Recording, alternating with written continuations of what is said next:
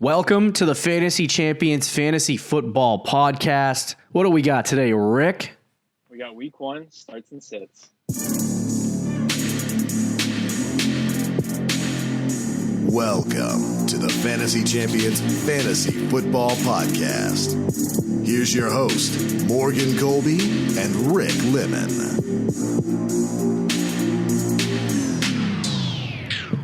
I bring this trophy before you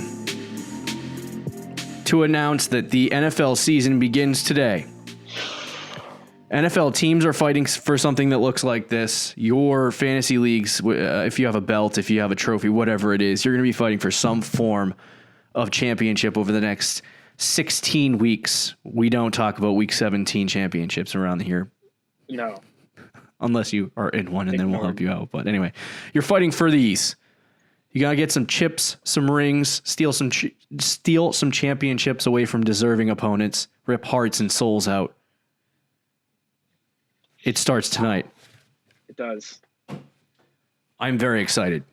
I know. Same here. We've been waiting for months. It's so weird because like the NFL's like draft content is so different from regular season content, and then I'm sitting here like this is weird to me. I know.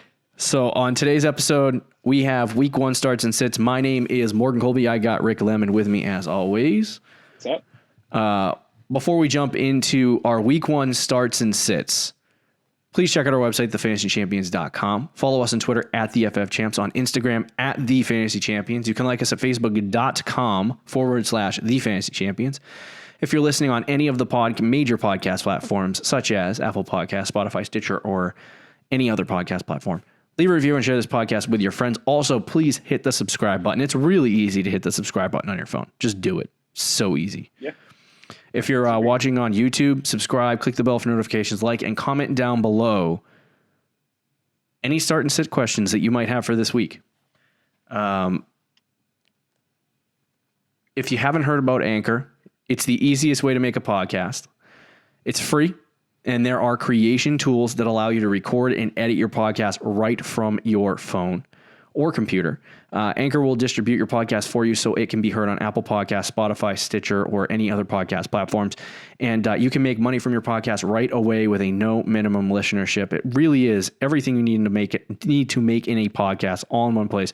So download the free Anchor app or go to anchor.fm to get started. I did announce that was an ad for Anchor, but we just jumped right in. I kind of like paused for a very long time. Yeah. And then was like, And so your starts of the week are going to be brought to you by Anchor, anchoring your roster down with a dub. Oh, there we go. That's our sponsor. There you go. That's the line. There you go. I like it. All right, so let's get into starts and sits. We're going to give you one guy that we like at each position for our starts of the week, and then Rick can tell you who his favorite kicker is at the end of the show. Okay, well, we might not do that, but yeah. Rick will go over his favorite kicker. No, but we have starts of Harrison Buckner. Sorry. He did not draft him this year in our home league, by the way, in case you were worried about it. The 7th round. You were like every right year. In front of Tom Brady. Oh God. Didn't you take Justin Tucker? I did not. Oh, okay. I took, right. You took a trash. Jake Elliott. I took Jake Elliott. I was so mad. I picked up Matt Gay, all excited. And then they cut him. And I had to run out and like readjust. So I picked up Ryan Suckup. Let's go. I'm pretty sure he beat me in like a league a couple years ago with a kick in the playoffs. So thinking about old scars. But anyway. So we'll go over our starts of the week and then our sits of the week, guys, that we do not want you to put in your starting lineups this week. So we'll go over those and then we'll conclude the show as always. So let's start with our week 1 starts. Rick, why don't you give our quarterback? Our start of the week at quarterback is Josh Allen against the Jets. Do you feel like that's self-explanatory at this point, or it should honestly be, but we'll explain it a little bit in detail. The Jets traded Jamal Adams. They didn't have the best defense anyway. It wasn't awful, but they didn't have the best defense. they traded their best player by far in Jamal Adams. They C.J. Mosley, who was their star linebacker, who missed most of last season, but was expected to come in this year and be like the star that they signed him to be, decided to opt out. So their two best defensive players are gone. This is a Jets team that is not good anyway. This should be an easy decision for you to start Josh Allen this week. He's going to go off. He's probably going to run a lot this week too. We might even see a big play from Stephon Diggs in his first game in a Bills uniform. I feel like this is going to be a big week for Josh Allen. Yeah, I think you could also put Stephon Diggs in the conversation of, we'll talk about that later, but the Stephon Diggs in the start conversation as well. But yeah, Josh Allen, he's such an interesting player because last year he was a top 6 player, but if you look at his week-to-week totals, it was like really big games or really not big games. So, but if there's any week, like you remember last year when Lamar Jackson was like a 15th round pick and no one was starting him and he had 40 points in game 1. Yeah. I'm hoping because I drafted him that Josh Allen does that this week. He's very well could. So he's going up against the New York Jets, as you referenced. The Jets gave up last year a total of 18 fantasy points per game, as you mentioned about C.J. Mosley. Is that correct? Yeah, C.J. Mosley opted out. So their defense has gotten a little bit worse. I don't think this team is any better than what they were last year, to be honest with you, besides Josh Allen playing 5 more weeks. Do you know they were 7-9? I did not know that. Actually, yes, I did. That's absolutely shocking. I saw that and I was like, you know why? Because if Sam Darnold played 2 more games, they would have made the playoffs. It's because, Sam Darnold came in and then they won like 4 straight games in the season or something like that. Yes. So anyway. They're really not as bad as people think, but this year they might be because that defense blows. Yes. So the defense has gotten a lot worse this offseason. I think that 18 points per game that they were giving up last year, which I think was number 15, so it was middle of the pack, could easily be like 20 points per game at this point. And after next week, it's going to be 40 because Josh Allen for sure is going to score 40 points. According to PFF, they give a grade of a strength of schedule metric. So I'm going to reference this probably all show. They give a strength of schedule metric that goes from 0 to 10, 10 being the most favorable matchup. And right now, Buffalo at the quarterback position has a 9.4, so one of the easiest matchups, according to PFF, of course. Take it with a grain of salt. I guess you don't have to take it with a grain of salt. But anyway, so with all that being said, Josh Allen most definitely should be one of our and your start of the week. If you have him, make sure he's in your starting lineup. Number 2 at the running back position, we have 2 guys, Jonathan Taylor and Marlon Mack. Yes, they're both on the same team. And yes, they're both on the list. Jacksonville has one of they traded their defensive tackle, right? I don't know how to say his name. It starts with an N and the second letter is a G. So that's where I get lost. And you know what I'm talking about? Yeah. The guy on the, Essentially, the Jacksonville Jaguars over the last 3 weeks have traded their entire team away for draft picks. So Jacksonville's defense has gotten, they're tanking, and their defense has gotten noticeably worse. And with that being said, it's going to be pretty freaking easy to run on this team. Exactly. Last year, I believe they gave up somewhere around 29 fantasy points per game to running backs.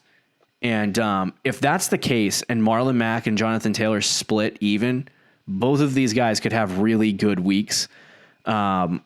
I think it's the second easiest matchup of the week, according to PFF. So if you want to have some success this week, you slide Jonathan Taylor into your lineup. I would say Jonathan Taylor more than Marlon Mack, but if you have Marlon Mack on your team and you need a flex play, I would be all over starting Marlon Mack just because, like, if he does get more opportunity than Jonathan Taylor, he'll probably score somewhere around 14 to 15 fantasy points, where Jonathan Taylor will probably get 12 to 13. So, right.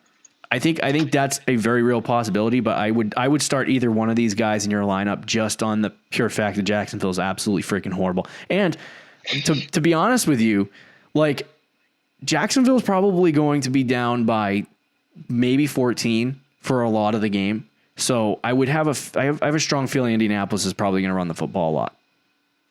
Right. That's the thing. If you have either one of these guys, Jacksonville, first of all, as you said, their defense is not good. They did draft some players for defense, but they have a very young defense, inexperienced, and they traded away some of their better guys.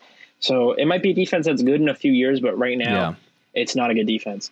The Colts offensive line is significantly better than the Jaguars defensive line. They're going to destroy that matchup and dominate that matchup. Yeah. Jonathan Taylor and Marlon Mack are going to eat this week. And as you said, the Colts are probably going to be up a lot early in the game. So there's a chance that like Marlon Mack starts, he gets his in the first half, and then in the second half, the Colts are up by like 20 points. And Jonathan Taylor just comes in and just eats. So I think both guys are going to do very well this week, and you should start both of them. Yeah. I would say some just to give some honorable mentions. David Johnson. I'm not a huge fan of him this year, but he does have a very good matchup against Kansas City on Thursday Night Football tonight. So if obviously if you draft him in the third round, you're going to start him, but I think that's a good matchup. Josh Jacobs, what was he, first or second round pick? He has a very good matchup as well. Another interesting, Miami has a very good matchup. Yeah. And the Patriots gave up a good amount of yardage to the running back position, and they lost most of their linebacking core. I'm not recommending to start Matt Breida or Jordan Howard. Yeah. But that is another easy matchup. So if you're absolutely positively desperate for a flex play, I would not turn away from starting one of those guys. Just understand that it may not work out. Right. So who's our wide receiver start of the week, Rick? We have Keenan Allen against the Cincinnati Bengals. You're probably thinking that's kind of a weird one. But Cincinnati's defense, similar to the Jaguars and similar to the Jets, is awful. And really, they didn't address it in the draft. They drafted Joe Burrow and T. Higgins in the first rounds. I think they did draft a linebacker in the third round, but nothing to really impact that secondary that was not good last year anyway. Keenan Allen, who we're both we don't mind. I think. I don't know. I put him on the. He's a bust, but I think he's a good play this week. Yeah, he's not he's not worth the value that he was getting drafted at, but he's still going to be a solid week. Right. Could be a solid wide receiver too, and I think this is one of those weeks where he could really have a very good week to start off the season with that good matchup. And honestly, I think Mike Williams is iffy about playing week one from last I heard. So if he doesn't play it either, Keenan Allen could get all the targets. He could get 12, 13 targets against a team that just is not good defensively. Right. So I think he's a great start. Yeah. I totally agree with all your points there. Cincinnati actually only gave up. They were the 21st ranked team, I believe. I'm sorry. I lied. Cincinnati was the 19th ranked team in fantasy points given up to wide receivers last year, and it was 21. So that's not helpful, actually. So I think the only reason why that was the case, though, it's because they were garbage. They were so bad that every team playing against them ran the ball the whole second half. Yeah, so they didn't really get much opportunity anyway. Right. But I think with Joe Burrow, the team obviously improves a little bit, and I think the fact that a team like LA is going to get more opportunity in this game, and it's not going to be a complete crap show in terms of scoring. Is why Keenan Allen would be a good start against Cincinnati. He's probably going to, I would say that what was it, 21 points per game given up to wide receivers. They're not going to have Mike Williams. I think the second wide receiver that they have down the list, third on the depth chart right now is somebody named Guyton. I forgot his first name. I feel horrible because he's actually probably going to be good, but he's a rookie. Right. But anyway, so he's going to probably take over that secondary role, which means that Keenan Allen's probably going to get targeted out the wazoo. And against Cincinnati, not a horrible matchup. So those, if they give up 25, 26 fantasy points to the wide receiver position, 20 of them will be Keenan Allen. So anyway, Keenan Allen, start of the week. Our start of the week at tight end is Blake Jarwin. Do we want to talk about some wide receiver starts of the week? Some other ones, but yeah, I mean, there's a couple, but I think both the Rams. Mm-hmm. I think this is going to be a high scoring game. So you could say both the Rams players in this game. I think Woods and Kupp should have good weeks against the Cowboys secondary. But yeah, for Blake Jarwin as a starter of the week at tight end, it's kind of gross. But the Rams struggled against tight ends last season, and I think it probably will be similar this year. Yeah. They didn't really do too much to address it in the offseason. Mm-hmm. So that alone is good. And, there's a chance that Jalen Ramsey is going to lock up one of those Cowboy star receivers and take him away, and Blake Jarwin might become the third option. So I think now the infatuation with Blake Jarwin, because last year we had I can't remember who it was. Somebody broke out as the third option on their team. Oh, Austin Hooper. Austin Hooper was the third option on his team with a lot of receiving talent. And he ended up having a really good year. And I think you could see that with the amount that Dallas is going to throw the football. I would expect there to be massive opportunity for Blake Jarwin in this offense to have success.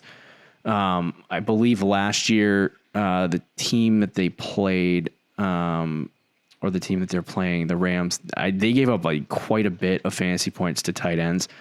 I think it was 8. That was the average. Yeah. Top 10 was giving up 8 fantasy points to the tight end position. So somewhere around there. So I don't think they're not a horrible matchup. I feel like they had some losses in their in the second level in their linebacking core. So I feel like Blake Jarwin could be a really sneaky good matchup this week. PFF has him as the best matchup of the week. So really? Yeah. So I feel like Jarwin could have a really good game, but we're going to have to see on that front. Yeah, it is a good matchup though. Yeah. So if you have him and you don't have a tight end, if you're like, oh my God, if you're streaming tight ends, which I don't recommend, extremely difficult. But if you don't have a tight end for this week and you're like, I need a tight end, and I think he's getting drafted right now. So there's a really good shot that somebody took him, but there's also a chance that your league has him on the waiver wire. So you could probably run out, grab him, and start him this week if you feel like you need to do that. So let's move on to our sits of the week. For our first sit, we have Aaron Rodgers against Minnesota. Now, I feel like last year it was just consistently saying that Aaron Rodgers was a sit. It was like, don't play him. Don't play him. Don't play him. And then people played him and they lost. And it was like, wow, you stupid. The only times he would be worth playing was on good matchups. And he's going to be the same this year. So Aaron Rodgers essentially at this point is a streamable player. But at the quarterback position, he has a very, very bad matchup this week against Minnesota. Minnesota has obviously, we know they have one of the best defenses in the NFL. Last year they gave up 15 fantasy points a game to the quarterback position. And if you know anything about fantasy football, you know that doesn't get it done in your matchups. So, I think Rodgers is going to score 13, 14, maybe 15 fantasy points this week, and he's going to crap his pants, and he's not going to have a great week. This, however, might be a good matchup for Aaron Jones. Yeah. Might be okay. Jones might have a good week. But I feel like this is going to be a tough matchup for Aaron Rodgers. So I would definitely sit him and stay away from him this week at least. Yeah, Minnesota has like a top 10, top 12 defense. They were projected that they did lose a corner in the offseason, but they replaced him in the draft. I think I forget his name, but they took a corner in the first round after Justin Jefferson. And then they also acquired the guy from Jacksonville we were talking about earlier with the long name that starts with a Y. Yeah. The defensive lineman. They traded a second round pick for him not too long ago, probably, what was it, like a week or two ago? Yeah, something like that. So that defense is, so that defense is legit. And I don't know. I'm not trying to start Aaron Rodgers at all this year, especially in tough matchups on the road. On the road, it's in Minnesota. I don't know if Minnesota allows people to come to the games or not, but I guess we'll find out Sunday. Yeah, that's true. We'll find. Even if they don't, it just, I don't know. It's not in his home building, so that is going to be an interesting dynamic. Yeah, definitely an interesting dynamic all season. Like, is the home field actually going to matter still, or is it not going to matter with the fans? So that is a good point. But even so, like Rodgers against Minnesota, I'm not feeling it at all this year. Yeah, and it was like this last year, and like you were saying, we told you every time he had a tough matchup, we were like, don't start him, and then he'd get like 12 points. And then he had a good matchup at home against a crappy team, and we're like, okay, you can start him, and then he'd get like 25 points. So it's going to be the same this year. At the running back position, we have Le'Veon Bell. Tell us why Le'Veon should not be in your lineups this week, Rick. This is a tough one. Okay. It kind of is because you probably drafted him in like the third or fourth round. Yeah. But I know someone, I think in our home league right now, he's on his bench, and I don't blame him at all. I think if you have a better option, you should sit Le'Veon Bell this week. It's against Buffalo. So first of all, they're probably going to be losing big time. So they're going to be throwing the ball a lot because they're going to be down. Second of all, Adam Gase has talked about using Frank Gore. There's been reports that they could split carries. So that's another bad thing. He could be splitting carries early on, and then they're losing, and they're just going to start throwing the football. He could get some work in the passing game. I think that would be your only hope, because I don't think he's rushing for 100 yards and multiple touchdowns this week against Buffalo. That defense is legit. It's a bad matchup. It's in Buffalo. There's a chance he could split carries. It's just everything is looking down for Le'Veon Bell right now. Yeah, I feel like obviously we know Buffalo has a very, very good defense. That is the reason why they're probably going to make the playoffs this year, and why their team is actually good. Because if their defense wasn't good, Josh Allen just threw 25 picks and we'd all be toast. But last year they gave up 18 fantasy points per game, which was number 14, I think, in the NFL. So it was top end. I think they improve and they get better this year, obviously. And I feel like, especially if they're choosing to go with Gore and Le'Veon Bell in like a split kind of workload, that doesn't look good for Bell, because if they do give up 18 fantasy points this week or 17 fantasy points, Bell's going to get 8 or 9 of those, right? Or maybe 10. Right. And it's like, he doesn't have a really good shot to finish with 15, 16, 17 fantasy points, especially against this defense. So I feel like at this point in the game for Le'Veon Bell, you kind of have to sit him this week. I know it sucks because you spent a 3rd-round pick on him. We told you not to do that, by the way. But yeah, if you spent a 3rd-round pick on him, it sucks. There's going to be weeks for Bell, but this one, I think you just have to bite the bullet and just sit him. For the wide receiver position, we're just going to say all of the Giants, because you have Slayton, you have Golden Tate, and you have who's the other guy? Sterling Shepard. Yeah, Sterling Shepard. Yeah. So you have some pretty bad matchups. They have, according to PFF, they have the 3rd worst matchup this week, and they're playing the Pittsburgh Steelers. So I feel like this week's going to be a very tough week. I mean, you hope Daniel Jones comes out and has a really great week and all that stuff, but it's just going to be a tough week for him. Pittsburgh has gotten a lot better. Last year, they only gave up 19 fantasy points to the wide receiver position, which is, I believe, top 10. Yeah. The San Francisco 49ers, one of the best defenses in the NFL, they gave up 19 fantasy points to the wide receiver position last year. So this is going to be a tough game for any one of those wide receivers. And when there's not a clear one on the team, and a lot of people are going to be like, oh my God, there's a clear one, it's Slayton. It's a clear one, it's Shepard. It's a clear one, it's Tate. If you're all arguing over that, there's no clear one. So if they're getting opportunities kind of split down the middle from Daniel Jones, like, I have a hard time believing that any of them are going to be decent plays this week. Yeah, see, I think one of them can be a decent play. It's just like figuring out who that is. It's tough. So gross. Yeah. It's like, if you're desperate, which one would you go with? The guy I like is Sterling Shepard, because I think when he is healthy, he has gotten the most targets, and he's been like the number 1 receiver. His problem is just health, but he is healthy right now, so I would say Sterling Shepard if you have one. But even that is kind of gross to me. Like, I'm not trying to start either one or any of them, like you said. Yeah. And the Steelers, it's not like it's an easy matchup. The Steelers defense has really gotten very solid the last few years. They've kind of put a focus on that versus the offense the last 2 or 3 years, and has developed a legitimate top 10 defense, maybe even top 5. We'll see how it improves this year. They just keep getting better and better. Right. So it's just not a good matchup for any of those guys. And like, there's so many good wide receivers, and there's so much depth at that position where you can just find somebody. If you're trying to start like any of the Giants wide receivers right now, you're in trouble. Exactly. Yeah. Okay. So don't start any Giants. And then our tight end sit of the week is Hayden Hurst. Explain.